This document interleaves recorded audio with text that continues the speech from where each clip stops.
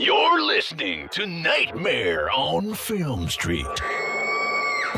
The current time is 6:66. Traffic is clear ahead from here to the afterlife, but it's hell outside. For the next hour, you're on Nightmare Time. So, let's give a grave welcome to our hosts, John and Kim. 'Twas the fright before Christmas, when all through the house not a creature was stirring, except for us watching some really weird movies. Oh, I thought you were gonna say not even a undead serial killer cop. Hello again, fiends, and welcome to Nightmare on Film Street, horror for the casually obsessed. I'm Kim. I'm John. And this week, we are celebrating Christmas the only way we know how, with some fucking freaky movies. We are talking about Maniac Cop 2. John has been trying to get this one on the podcast forever. John, how are you feeling right now? I'm feeling good. Real big Maniac Cop fan. Even bigger Maniac Cop 2 fan. I love this movie. I'm gonna give you this one. I'm gonna put it here in wax just for you. Uh-huh. I was wrong about this movie. Yes. I prejudged it. I'm still gonna stand firm in the fact that I do not think it's a film for me. Oh. But I enjoyed it immensely. This is not my type of movie at all, but I will watch this every Christmas with you. It is so fucking fun. And that's the thing. I thought you were going to say that. The same way Die Hard is not my type of movie, but boy, do I fucking love it. You say that every single time I show you an action movie. You're like, oh my god, I think I love action movies. Was that Rambo 2? Somehow better than Rambo 1? Two completely different movies. These are my secrets. Kim is a way bigger action fan than she wants to let on. Than I even knew. She just gets very stressed out when people get lit on fire. I hate a full body burn, but and boy, do people get lit on fire in this movie. Yeah, I thought you were going to tip your hat to me as this being a Christmas movie. I thought you were really skeptical of that. I have more hats to tip. Okay. Because, yeah, this doesn't feature a serial killer that gets dressed up like Santa, but it is very much a Christmas movie. Yes, one of my favorite things about this movie is that you will probably maybe not find this on a list of Christmas horror movies. Oh, yeah. Unless you're looking way down at the bottom, like number 17. But if you're looking for Christmas vibes and you're sick of watching the same 3 Christmas horror movies over and over and over again, this will give you that Jingle Jolly feeling and also that holy fuck, what am I watching feeling. Yeah, I think you and I end up butting heads with other people about Christmas movies because for us, I think we're way more interested in, especially a horror movie that is just set around Christmas but is not Christmas specific. I mean, I will take a Christmas Evil any day. Oh, sure. But I love a movie with that acknowledges Christmas is a time of the year. Yeah, we're also the only people that are watching Goodfellas as a Christmas movie just because there's a couple scenes where some gangsters hang out around a Christmas tree. Love it. That's all I need. I just need a scene where somebody's putting a fucking ornament up and complaining about something. I'm like, oh, Christmas movie. And goes to visit the ma. Yes. And perfect example of that, Maniac, William Lustig's first movie. Technically a Christmas movie, but you don't necessarily see it. Is Maniac a Christmas movie too? Maniac is a Christmas movie. 100%. There's even a scene where people are carrying Christmas trees. So why did we choose 2? He goes to see his ma at the graveyard. Why did we choose 2? Oh, no, I mean Maniac. Oh, the movie Maniac, not Maniac Cop. Maniac Cop 1 is a St. Patrick's Day movie, and I'm going to seal the deal here on you right now for maybe possibly doing a Maniac Cop marathon. Maniac Cop 3, Valentine's Day movie. Oh, so maybe 2023 is Maniac Cop year? We'll see. I don't know if you're going to be nuts about that one. But oh, no. Definitely not the best of the franchise, but holy shit, is it fun. Okay, John, for anybody that has not seen Maniac Cop 2, let's do a 3 good things to either convince them to watch it or to give them a taste of what we're going to be talking about. Sure. I think we've said a few of them already. Like, this has kind of already Christmas! Been a good sampling of good things about Maniac Cop 2, but number 1 has to be like a full body burns. A+ full body burns. That's one stressful Some thing. of the longest full body burns you will see in a horror movie. Like, the whole finale, the villain is on fire. One guys. anxiety thing. So good. Number 2, hands down one of the best car chases you will ever see on film, period. And culminates with how many car chase sequences have you seen that also involve a chainsaw, or a car that has no tires, or a person who gets handcuffed to a steering wheel from the outside of the car in that car chase? This car chase has it all. Number 3. You got to do Christmas. Okay, fine. Number 3 is Christmas. The Maniac Cop is the ghost of Christmas past come for revenge. Ooh. Several years later. I love that. And yeah, and people are getting in the spirit. Like, we're at the cop precinct and they're hanging up, tinsel garlands and getting in the jolly old feeling. Right. Before they all get murdered violently. And those are only 3 good things about Maniac Cop 2. There are 100 more, and I'm very excited to finally get into it with you. I have been wanting to do this movie on the podcast, not actually for that long. This was a movie I discovered during the 1000 movie quarantine binge we all did in 2020, so it's a recent favorite for me, but I think I've seen it 6 times in the last 2 years. You have forcibly tried to make me watch this several times, and I have been like, nah. But there are a few scenes I remember because you physically were like, Kim, you must watch at least this moment. Yeah, these 10 seconds right here matter. This will change your life.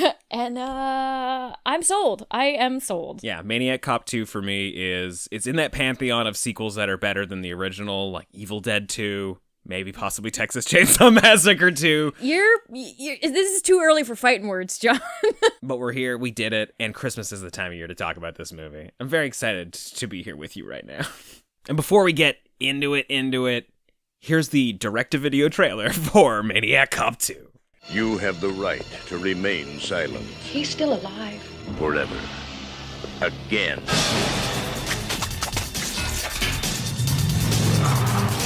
You can't kill the dead.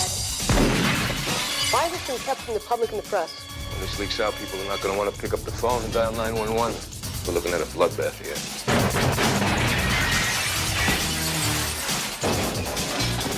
Let ourselves a serious fellow.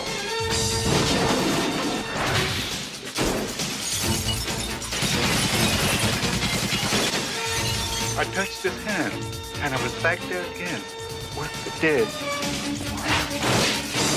What's he want? I don't know. What'd you see? Sean, I saw Matt Cordell. He had a reason for coming here. He's got a reason for everything he does. Did you ever see anything so nasty? Cordell's gonna pay you a visit, and you'll see him. It must be visiting hours, cause my friend is back!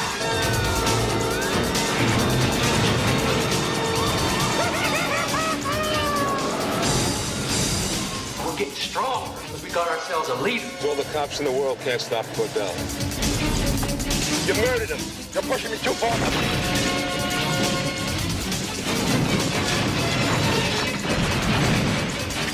Maniac Cop 2. You'll be screaming blue murder. This was direct to video? Yeah. Fuck. Man, I'm telling you, the early 90s direct-to-video was where it was at. Do you know this? Do you know the budget of this film? How did this occur? How did they get these car chase scenes, a full body burn, and people falling out of every single glass surface available to them without a theatrical budget? So that in particular was, I think, early pre-sales to Japanese distributors, which is kind of what ended up fucking Maniac Cop 3 over, because that sale fell through. They lost a whole shit ton of their budget. They tried to change some things around. It didn't necessarily work. We'll save that for another episode. But a lot of this was basically built on distribution deals pre-sold before going into the movie. Huh.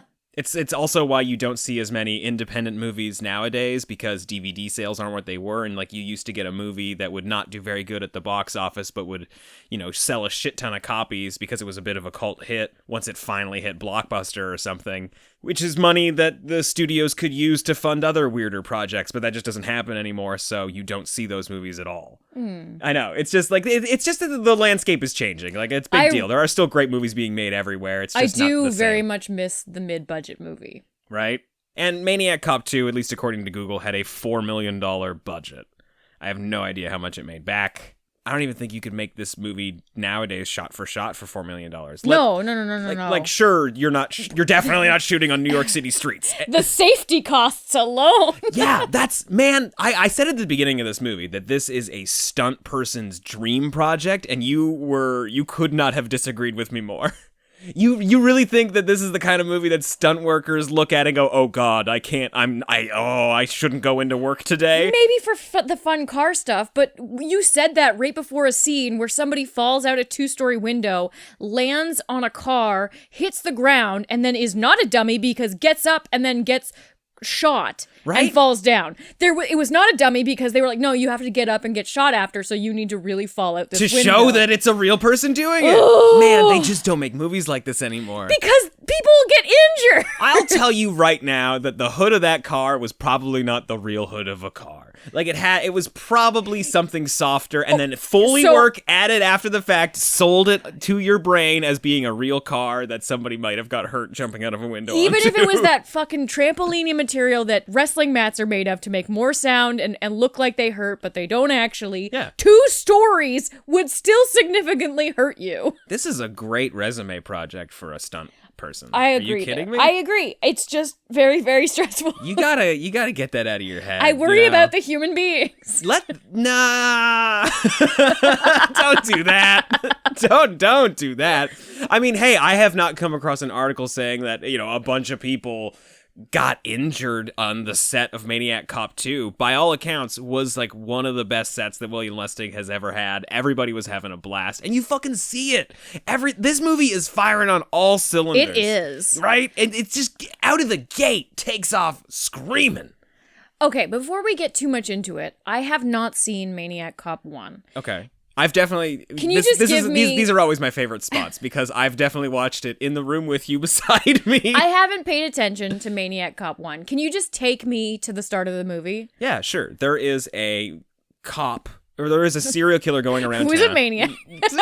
So there's just a person dressed as a cop who's going around killing a whole bunch of people around town. Mm-hmm. Vindictive style killings. They seem very targeted. He's got a crazy mutilated face. That's all anybody ever sees of him. And it turns out to be a police officer who was framed for... Do we know that he was framed? I mean, at the time, we don't know that. We just know it's a police officer who, it was a crooked cop who went to jail and got killed in prison. Okay. We find out later that he was actually a great cop. He was a stellar police officer who was trying to expose corruption in his own precinct, who then got framed. And we learned that in the first film? We learned that in the first film. Okay, because they do very light coverage of it in the second film, and it seems very important. Who fucking cares by the time you get to the second one? Like, we've got a guy who dies at the end of the first movie. You see a nice little recap of it at the beginning of this one because there's some great special effects. Man, you got stunt guys driving full-ass police vans off a pier and then jumping away from the car as the van rolls the opposite direction. It's incredible. It stresses you out. We can't even talk. You can't even have fun talking about it. These people are professionals, Kim. They have trained their entire lives with their brothers in their backyards to do these stunts. I would just like it to look a little bit like a dummy. No, none of that. Absolutely not. This is practical filmmaking in the sense that these are real people doing these very real dangerous things. And so Maniac Cop 2 picks up where Maniac left off. You've, reports are going around the town that the Maniac Cop, Matt Cordell, is dead, but his body was never recovered from the scene. Of course. Bruce Campbell and his girlfriend, that's a whole B-plot from the first movie. Oh, they were dating? They were having an affair. Oh. Bruce Campbell was married and was having an affair with this other police officer. He's now a celebrated police officer around town for taking down the maniac serial killer cop. But he can't even read the newspaper celebrating his own work because he dies at the newspaper stand. Okay, let's talk about this scene because I I jumped on board with this film. I was really just, going through the motions, trying to figure out where we were in the story, because I'm coming into into a sequel and not really too familiar with the first film. So I assumed our leads were going to be Bruce Campbell and his partner. Yeah, Officer Teresa. This film does away with a lot of characters that you think you're going to be following very brutally and very suddenly. Hell yeah. And it is jarring in the best ways. The scene where Bruce Campbell gets murdered at the newspaper is fucking fantastic. You liked it, eh? I was so surprised. Yeah, which is great because you expect, you do, like a guy like Bruce Campbell, you expect to be in the whole movie. And I think that's why it works so well. Because you're also, 15 minutes into the movie. Yeah. It's not just the cold open, like Friday the 13th Part 2. Like, let's get rid of fucking Annie or whatever. Yeah. No, it's not like that at all. Like, you actually get some time with this guy before he gets killed. And I think it mostly came down to money. Like, I just don't think they could afford Bruce Campbell at the time. So he kind of got written out of it. Tom Aikens was also in the first movie. He's replaced by the Lieutenant McKinney character, like the gruff cop, the gruff New York cop, the standard boilerplate gruff New York City cop. Fedora. I mean, he looks great though. He looks so fucking He's cool. lit so well. I'd listen to him complain all day. Going back to that newspaper scene, it's tenfold when Susan Riley, who becomes our lead. She's the cop psychiatrist. She's the shrink of the police officers. And then anybody who's, saying that the maniac cop is still alive has to pay a visit to her. Yeah. And she starts to get suspicious that maybe there's something to this rumor. And she goes to speak with the newspaper stand guy. And he is a minor character. Mm-hmm. He gets 5 minutes of screen time. Yeah. He shows up and then never shows up again. And the fucking story they give him, it's amazing, right? Holy moly. I was just flabbergasted. I was like, look at the quality of writing in this sequel, and to learn it's direct to video, just, it's nuts, right? Wonderful. So he is a veteran, and he's blind. And he starts to tell her how he was blinded. Isn't it kind of weird at first when he starts telling the story? You're like, where are we going? You're like, this? Okay, old man. He was a survivor of like shrapnel. There was an explosion in his platoon, and he was the only one that survived. And he survived because he was insulated by the bodies of all of his fellow soldiers. Yeah, like at night they would freeze because the temperature dropped too low, and the only reason he didn't die out there of the cold is because they were keeping him warm like a really gross blanket. Yeah, and I think he said he was there for a full day, just like, close to death, surrounded by the corpses of his friends and comrades. And she asks him if he touched the maniac cop or the assailant. And the reason why he's been telling this story is because that was the only time he ever touched death, and it was the most eerily similar feeling. And I was just like, dear God, this movie is wonderful. Right? Yeah, it was like crazy cold and haunting, and just like it ran through him immediately, and that's where he got brought back. Oh, that's writing that just gets into your bones, and you're just like, oh, that's good writing. It's great writing, and it's also just a great delivery from Robert Earl Jones, James Earl Jones's dad. Oh, really? Yeah, that's he's also in Sleepaway Camp. I don't know if you remember. He's got like a real silly, goofy character. He's not one in of that the movie. sleazeballs in it, right? He's one of the adults who looks past the sleazeball, like, oh, those kids don't even know what you're talking about. Oh, God. Like, he very clearly knows that there's a pedophile at work, but doesn't say anything about it. Yeah, he's incredible in this movie. So good. So good. And he's in it for a minute and a half. Oh. Scene stealer. Honestly, the movie just tops itself, because I was like, surely nothing will be better than this scene. Every scene in this movie is better than the previous scene. Oh my God. Even the opening scene where the maniac cop shows up to stop a bodega robbery. And then, sort of like, I'm doing a switcheroo on you guys. I kill the victim here and I let the bad guy go. But just him showing Reverse up. cop.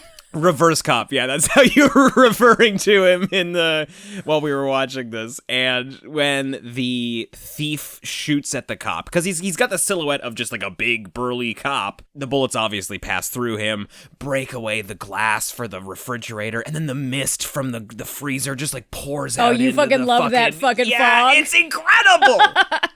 The lighting and just the shadowing effects on the maniac cop in this film are just simply fantastic. Oh, yeah. There's a lot of like neon glow, which is great because it's New York, but also because it's Christmas time and you have red just like filtering through the entire image, and it's highlighting like the sharp light on the sides of their faces, and you can't quite see the maniac cop. Even the detective gets that sharp lighting, and so there's like such a harsh highlight. It looks so wonderful. Oh, yeah. And then later in the movie, too, when he makes best friends with a serial killer in town. And Who has the moodiest apartment. Right? They're just hanging out in his tiny little, like, I don't know, 30 square foot apartment in the boiler room of a subway station. It like looks like it's under a bridge but has a door. Yes. It's harsh red lighting. It's like floodlights that are just situated on the floor, so everybody's got like this weird, ominous fucking film noir style shadow across them. Amazing. It's so good. And it makes the makeup just look so much more threatening. Oh yeah. He's full undead in this movie too, right? I love it. In the first one, it's but he's believed to be dead, but is turned out survived the attack. His death was faked, so he's very much a living person. Oh. Yeah. Who is out for revenge, and now he's fully undead, back from the grave, Yeah, from a watery grave. I like Dead Cop. Yeah, he looks awesome. His face is also quite ghoulish compared to the first movie. Like in the first movie, he's just got like a lot of rad, gnarly scars. In this, death has very quickly taken over. He really, really does look like a corpse with a cool pointy nose and like a jack-o'-lantern style mouth. He goes from Friday the 13th Part 2 to Friday the 13th Part 7. Oh yeah, in a weekend. In a weekend. It's great. And I think part of that might be because by the end of the movie, when he's lumbering around on fire, like he's obviously covered in flame retardant bandages, so he has to look... bulky. He has to look bulky for the fire, so I think they sort of just reverse engineered the look from that. The silhouette, too, of just that octagonal police hat just looks so great when he's walking to and from crime scenes. Love it. One of my favorite fucking crime scenes is such a throwaway moment, but some guy is getting towed by a police officer on a New York side street. Yeah. Maniac cop shows up, kills the police officer, but he hangs him on the tow and drives off. Right. I love, too, that the guy who's getting his car impounded just rips up the ticket, drives away. But then later the cops pin the murder on him, too, right? So good. Man, I just love... Reverse cop. I love the grimy New York City streets. And you love a New York street. Oh, yeah. And like this is a 1990s movie, so like New York's starting to clean itself up a little bit already. But William Lustig, who's lived in New York his entire life, is like, no, we're only going to the bad parts. There's going to be newspapers strewn across the city streets. Steam's coming out of every sewer grate. There's a scene where there's no steam and they just have a fucking like fog machine. There's like, fuck it. Yeah, but you have a paranormal entity. You can have fog wherever you want. Right? You can get away with murder. It's also Christmas time, the season of ghosts. Oh, that's true. Yeah, I love it. The British invented the ghost story on Christmas Eve. William Lustig perfected it in Maniac Cop 2. Okay. Question mark. Let's not go too far. Well, yeah, that's my job with a movie like Maniac Cop 2. I love everything about it. It's a gold star movie for me. It can do no wrong, even if its silliest moments are fucking inspired. It is a B-movie masterpiece. It feels surprisingly unsilly, though. Yes. Even when the maniac cop befriends a serial killer and they're going through town like silent buddies, it's still so dark and sharp. And I think a lot of that comes to the fact that our lead character is an educated woman.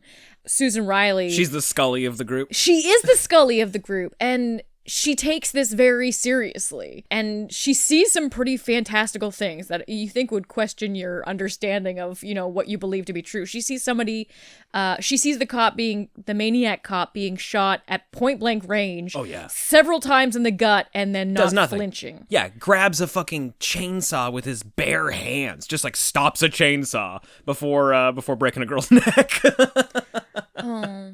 Isn't that fucking car chase incredible? It is so good. Yeah. So, and I can honestly not tell you which half of it I enjoy more. Whether it's the two women driving away from the maniac cop in a cab on the rims of a tire that's been exploded. And it's sparks going everywhere. So Christmassy. They're driving down the sidewalk, just like running into like piles and piles and piles of garbage. Oh, the fucking sparks though. It was a shower of wonderful holiday feelings. It goes on forever too. too. It's not just like a quick little, oh wow, that 30-second bit was a lot of fun. Yeah, and it's not 5 just minutes like long. tight close-up shots where you're like, yeah, you guys are really doing this. Like we get full wide shots of the two cars like rubbing and battling it out with sparks everywhere. Yeah, and then the second part of that is when they get divided by the maniac cop. Teresa runs off and gets a chainsaw from a home improvement store. Meanwhile, the cop handcuffs Susan to the steering wheel and then just like takes the emergency brake off and rolls it down the street. Man, harrowing, right? and then terrifying. It goes on forever, and it's a real person strapped to the outside of this car, steering a car down the goddamn hill while into oncoming traffic. And the whole time you're like, climb in. Yeah, it's nuts. You know, it's only topped by Maniac Cop 3's car chase sequence, a movie we're not talking about here today, but I will say Maniac Cop gets set on fire, but that does not stop him. He chases after people on fire in a police car with no door on. It's incredible. Like, wow. 100%, like, not the greatest movie of the franchise, but if you want to see Maniac Cop come back to life from, you know, hoodoo voodoo, and then also get into a dope car chase while on fire, that's the movie to watch. Wow. It's got to be good, though, to top that scene, because my mouth was on the floor. Yeah. Do you like that car chase scene more than Body Parts? What's your favorite? Oh, man. That Body Parts car chase is pretty wild. Yeah. Oh, having not seen Body Parts in at least like a year or so, I'm going to have to say they're tied. Okay. I can accept that. Yeah.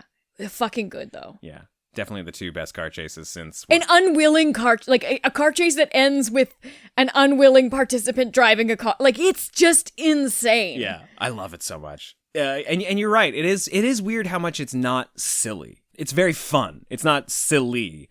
But it is a blast, the whole movie. And it's got, it's got its tongue in its cheek. It's got a grin on the whole time, but it's not trying to be like the Three Stooges or anything. Yeah, there's so much silliness with the serial killer. Like, he brings so much levity to the story. A weird thing to say, right? I know, because he's so silly. And the funny thing is that scene where he breaks into that girl's apartment and starts strangling her is genuinely scary. No, it's terrifying. And even when he stalks her, it's terrifying because yeah. You're aware of who he is and she's not, and it's just a really uncomfortable sequence. And also, we're so taken from the story that we've been following thus far that you're like, why are we here? What's happening? Why are we going following on with this? And like, there has been some talk in the background about a serial killer that's been targeting women, and you think that's just like, oh yeah, just like standard news story, but like we go into that and we follow him when she calls the cops before he breaks into her apartment, and she says, I've already called the police. He goes, that's no big deal, this won't take long. You're like, oh fuck. But then to have the maniac cop who just can sniff crime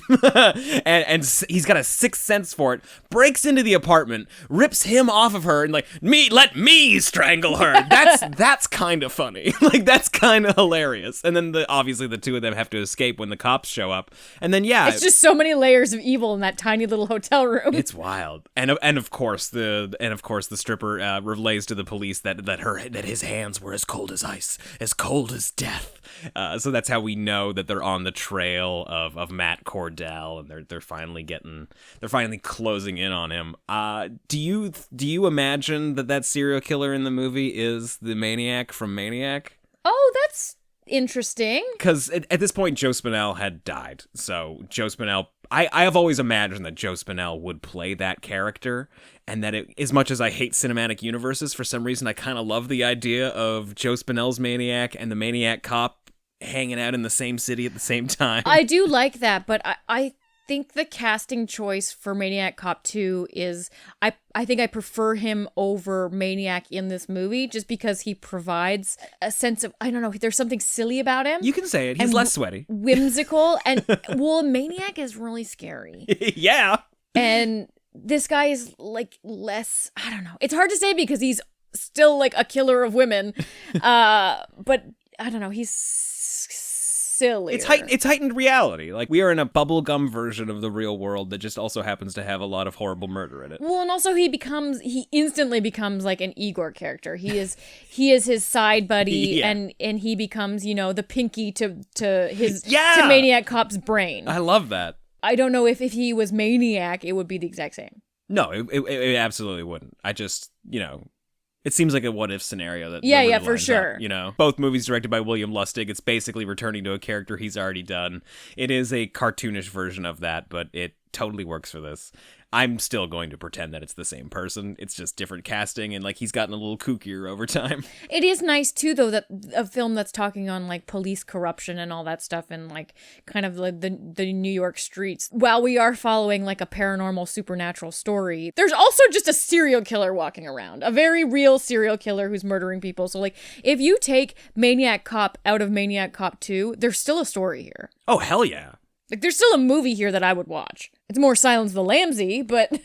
Yeah, and the cops are definitely not ever sort of let off on how awful they are. Just like, wow, you guys kind of suck at your job, like across the board all the time. And that's also true about just about the era. Like any filmmaker who lived in New York, who was making movies in New York, who was stealing shots in New York, was criticizing the cops a lot. Fun part about that, though, you know, if you're curious about how William Lustig's able to get away with just closing off city streets in New York and having the craziest car chases you've ever fucking seen, it's because he hired off-duty cops to do to basically be security for the movie. That's how they basically got away with murder in a bunch of these scenes where they did shit that they shouldn't be doing. It's because he just paid off-duty cops to show up in uniform and say like, yeah, go for it. Like, that's how this movie gets made. I love that.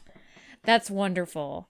And as much as the film does kind of talk about corruption and stuff, I really enjoy Lieutenant McKinney's character, because he kind of waxes poetic on like the whole movie about like, we're all maniac cops. Right. The only difference between what is it? The line between a cop and a maniac cop is as thin as a trigger on a gun. Yeah, sure. It's a little silly, but I love it. But I do really love it because it really goes to show that it's two sides of the same coin, a police officer and a criminal. Like all of those human instincts and those urges are there in everyone. Yeah, everyone has a little bit of maniac in them. Yeah, it comes from a desire of justice, and at some point you tip over and you become like the judge, jury, executioner, where you think you're above the law. Well, yeah, and his example is that he keeps arresting this one guy who keeps getting on the road, and he says before I can even he keeps getting let out before I can even file the paperwork. Right, crazy. But some of the best sequences of this movie, one of my favorite sequences, I mean, like, fuck, every sequence of this movie is just like we said before, better than the last.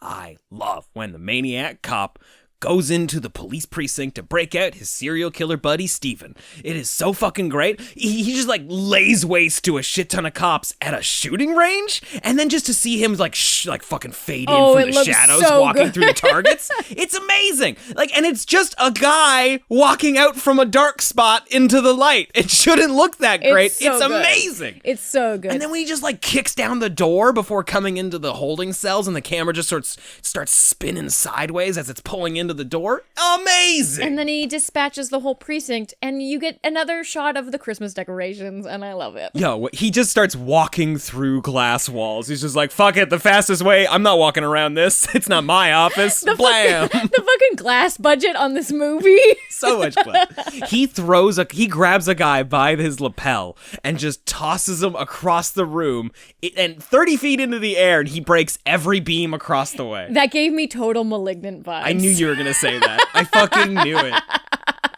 I was like, ooh, future pairing. What good company. That's a double bill I'd watch for sure. The only thing I'm not on board with is at this moment when he kidnaps Susan and brings her on their weird hijinks back to Sing Sing, where they're going to go, I think he's just going to get revenge there, right? Yep, he's going back to kill the people that attacked him in the shower. But like for somebody who's been instantly killing cops this whole movie, and Susan has put on a cop uniform, even though she's not like a field officer, she probably should have died in that moment. The connective tissue that gets us to the prison, like I'm not. Maybe it's because she's a good either. cop, but the thing is, she's helping. It's like The Ring, you know what I'm saying? Like she's helping get the she's story the of Matt VHS tape recording the story. She's Naomi Watts telling the world what happened. Yeah, the VHS tape. Okay, because Matt Cordell at this point is still considered in the regular world, he's considered a crooked cop who was killed in prison, because that's what happens to crooked cops in prison. But up until this point, he's been killing anybody who's good and rescuing, saving, releasing anybody who's bad, even if it's petty criminals. Yes. So he kidnaps her, and then they're all on a prison bus driving to Sing Sing, and one of the guys they take along is like creepy on her, and he's like, no, You stay and away you're from like, good Maniac Cop.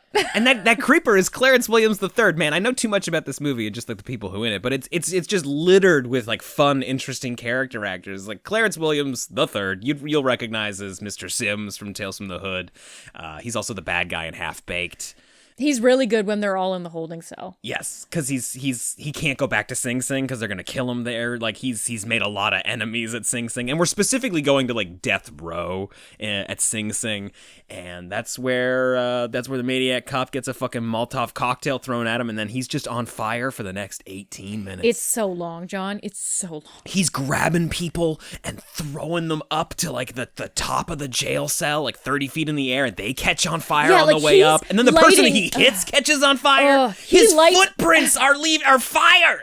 He's a menorah, and it is day 7 of Hanukkah. He is a candle, and he lights everybody else up in the room. It's a full body burn that spreads to other people. Oh man, just the image of him, just like people cowering from him, trying to hide, and then he just corners them in a prison cell, and just him reaching in the prison cell to the camera to grab That was him. a great moment. It's amazing. Yeah. That's.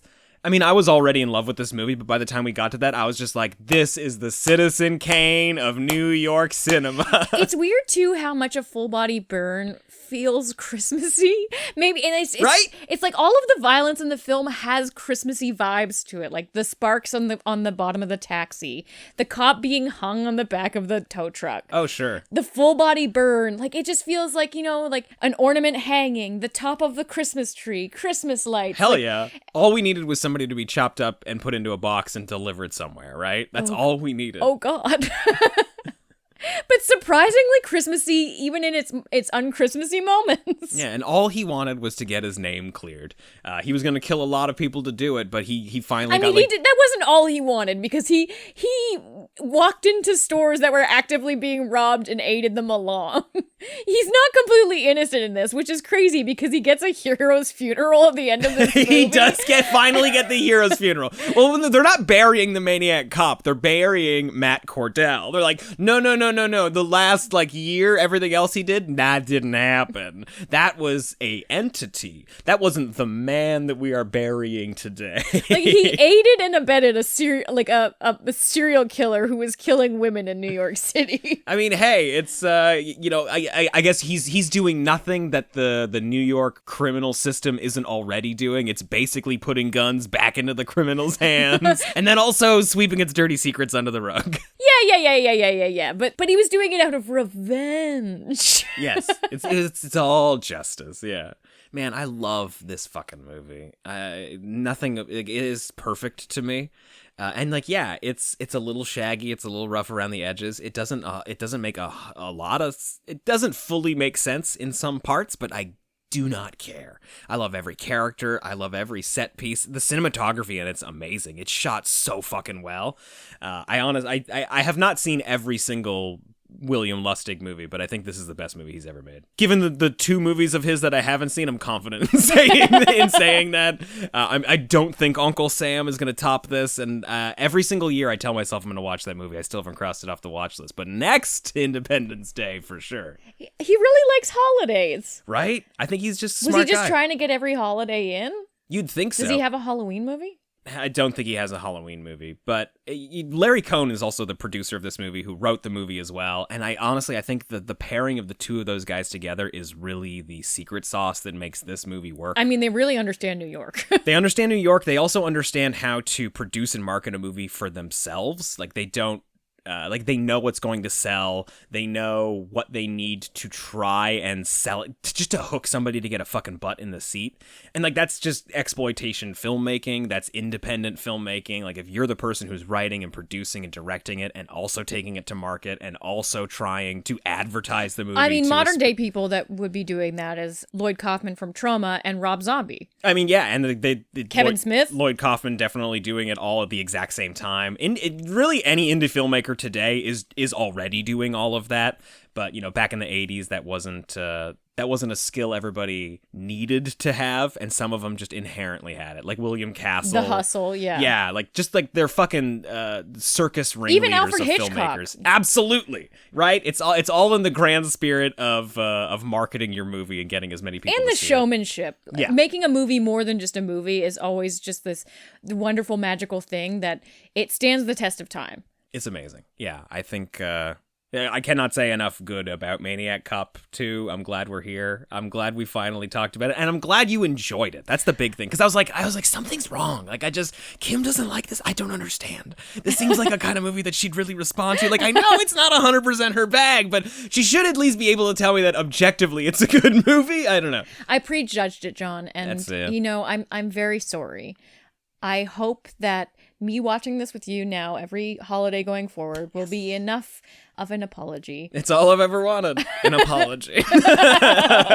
Yeah, no, I'm happy that this is going back in the regular rotation for sure. I have watched this movie almost every season of the last 2 years, so I'm happy to finally have a nice solid spot for it on the calendar.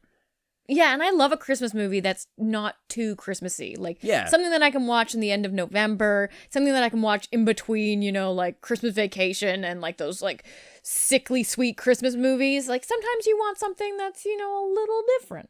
So what's your rating? I'm going to give it a 3.5 out of 4. I am very unsurprisingly giving it a 4 out of 4. This is a perfect B movie. No, it's so good, and it looks good, and the story is great, and the writing is just fantastic. The only thing that I don't agree with is Susan making it all the way to the end. You think she should have died? Just based on the MO of the Maniac Cop. I love her as a character. I think she's wonderful. Well, I'm excited to see you watch Maniac Cop try and find love in Maniac Cop 3, Badge of Silence. Find love? I told you, it's a Valentine's Day movie. Next week, we're going to be talking about a movie that is very explicitly a Christmas horror movie. It is super goofy and fun, and another, I think, first-time watch for Kim. Mm-hmm. Yeah, I think she's going to really dig this one. On part 2 of The Fright Before Christmas, we will be talking about the Spanish-Italian cult classic, The Day of the Beast. Is this about werewolves? I hope it's about werewolves. No, this is about Satan trying to bring the Antichrist back to Earth on Christmas Eve. Oh, that's fitting. Yeah, you're gonna love it. There's a really kooky priest in it that I think you're really gonna love. There's a like a sort of Chris Angel TV personality. Oh, I love that. And a goat. Gotta have a goat. Gotta have a goat. Thank you so much for listening to this episode of Nightmare on Film Street. Let us know your thoughts on Maniac Cop 2 by tweeting at us at NOFS Podcast, or you can find us in our Discord. It's full of cool fiends like yourself at nofspodcast.com/Discord. And if you're a fan of the show, consider giving us a 5-star rating and review wherever you're listening to this, and joining our Patreon for a few bucks a month at nofspodcast.com/Fiend-Club. Nightmare on Film Street is a labor of love and terror. Kim and I don't have a team behind us for the podcast. It really is just the two of us doing absolutely everything.